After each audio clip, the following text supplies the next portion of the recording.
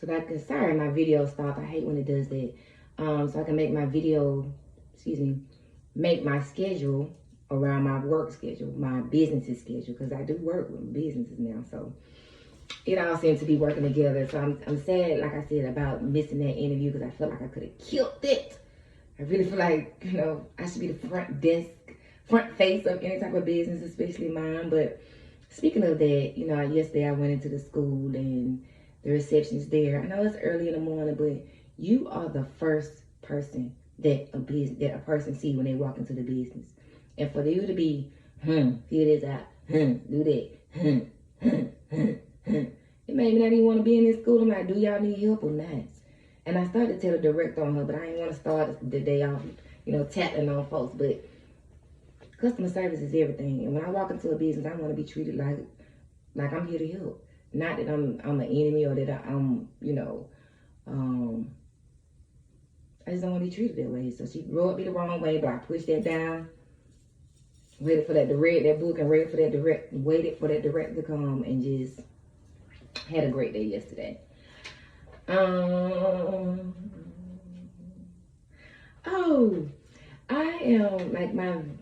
I received a phone call from the VP of recruiting from our former company, and she called actually to offer me a job or see if I would be interested for interviewing for a recruiting job, which, number one, I don't think I'm good for recruiting because I'm not into persuading nobody to take a job, either you're going to take it or not.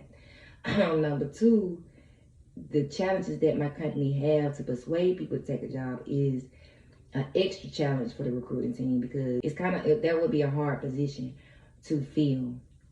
And I think it would cause more stress than I'm ready for in my life right now.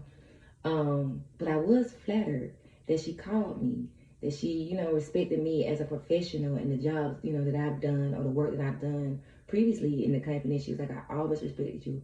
I always respected your work. I don't mind working with you again. Like, I would be honored to have you on my team. And I had to respectfully decline because I'm not setting myself up for failure, basically. And I'm not chasing a dollar right now. I'm chasing a dream. So, while it would be nice, I'm flattered that she, thought of me even for the position. No longer than 3 months after I, decided to resign. But I realized it's not for me. And I'm glad that I had the discernment to do such. But I am flattered, and I'm thankful that she thought of me. It just makes me feel great as a professional, knowing that people respected my work as much as I respected theirs. But yes.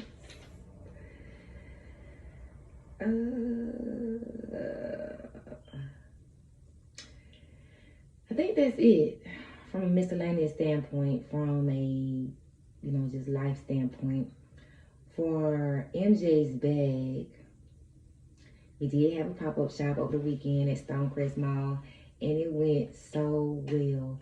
I went out with like 25 mid boxes. I sold 20 of them.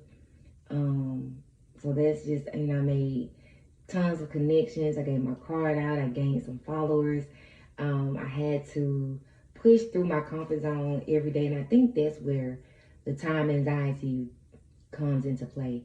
So where it's something that I know that I need to do, or something that I'm scared to do, I kind of procrastinate and just kind of find other ways to fill my time. But going out there, just putting my face forward for my company, and just, exposing people, and just having to thwart people to your table, like, come.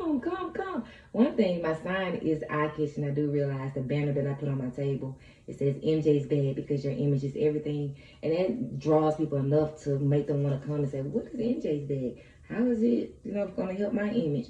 So when they come over, I suck them in, I get them, I suck them in. It's like fishing. That's what it felt like. But it was a great experience. It was some long days. We were there from the the time the mall opened to the time the mall closed, and it was just some long days. So by the time I got home, I was like, dang, I haven't worked a shift in a long time, and I could feel it, baby. I was tired. But I'm grateful for the pop-up shop. I'm so happy. Policia Styles, I think, is my connection through to get into the pop-up shop. So I'm just happy that I was able to do that and be in a number. I met some cool people, some more connections. And actually, I don't want to talk too much because I do, but it would be interesting to host my own pop-up shop. So I'm thinking about ways to do that, just to give people more avenues to sell their stuff, more avenues to get exposure. So I'm thinking about, I got a lot of things in this brain that I'm trying to put together. But if you see a pop-up shop from me anytime soon, just know that's one of the things that was in my brain that I brought into fruition. I was talking to my best friend, she was like, you really playing, like you in make-believe. I'm not in make-believe. I am running a business, and I'm having a good time doing it. Like, I am enjoying my freedom. I am enjoying bringing things into fruition. I am enjoying using my God-given gifts to make things, to make myself and others happy. Yeah.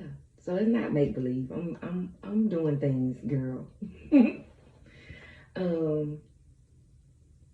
Speaking of MJ's bag, I know I say a lot of but that's neither here nor there. Speaking of MJ's bag, I was on a conference call with the family that I talked about in my last reading. The family of 27 families that bought land in South Georgia. I was on a conference call with them. A guy from 3 Seeds and Gilt's Goody. He was a partner with them. Some other companies that we were all on a cannabis related call. And the guy from Goodies, he talked about this conference in Las Vegas. It's called MJ BizCon. I had never heard of it, like, ever. He was like, y'all need to go there. It's the biggest cannabis, conference in the world. Y'all need to go every year. We got tables and all this stuff. I'm like, shit.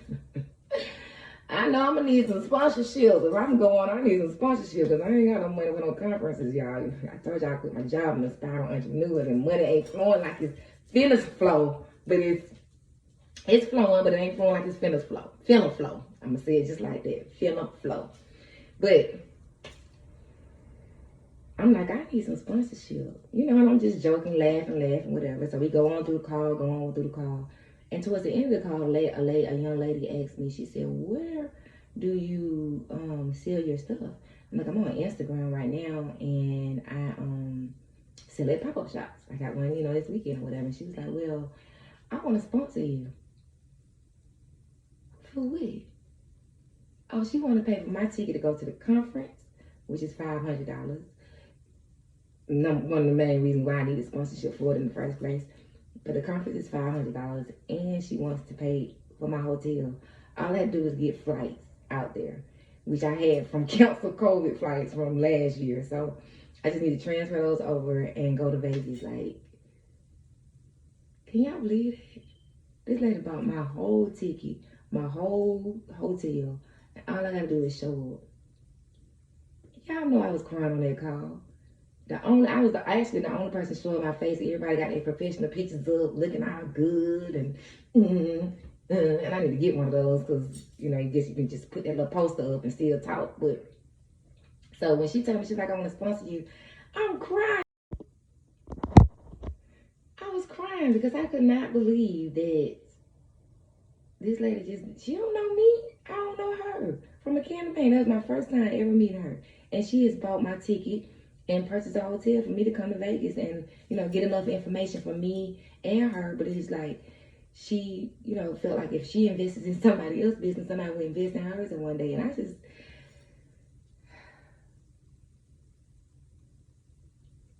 just say, look at God. Just look at God. Just look at him.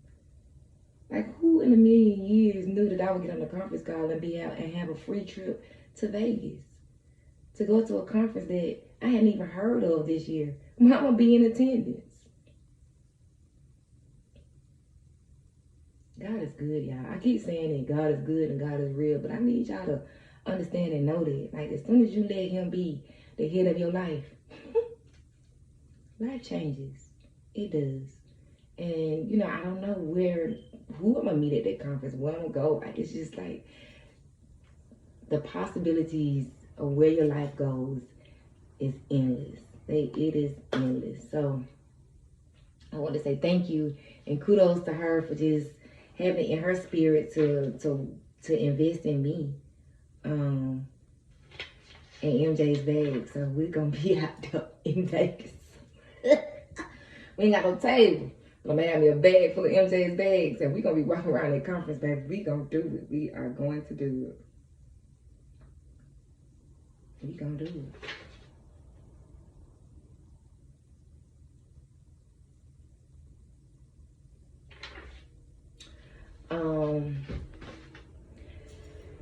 So yeah, I'm just, excited about where life is headed.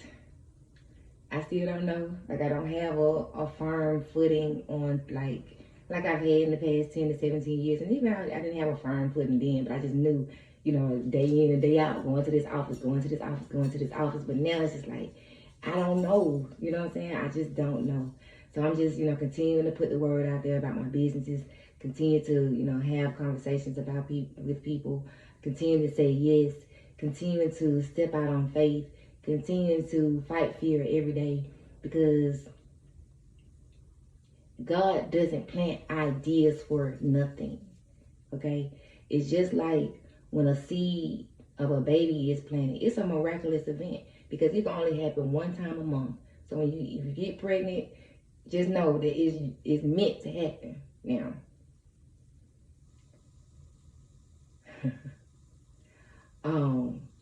Because it is, that whatever you decide to do with the pregnancy, that's on you, but it happens the way God plans for things to happen. And it's the same thing with ideas.